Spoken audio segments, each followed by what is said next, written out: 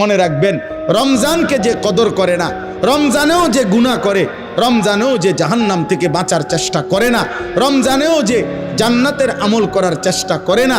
ভাই আমার, ছেলেরা আমার, বাবা আমার, পর্দার আড়ালের মা বোন আমার, সবাইকে এই শেষ কথা বলি। আল্লাহ রসুল বলছে, জিব্রাইল আইসা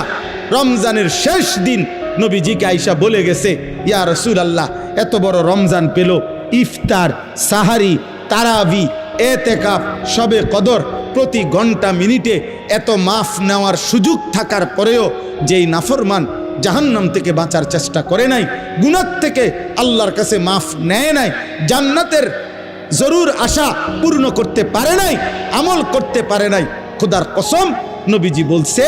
জিব্রাইল আইসা বলছে, ইয়া রাসূলুল্লাহ, এমন নাফরমানের উপরে আল্লাহর লানত, আল্লাহর লানত, লানত, লানত। নবী বলছে আমিন,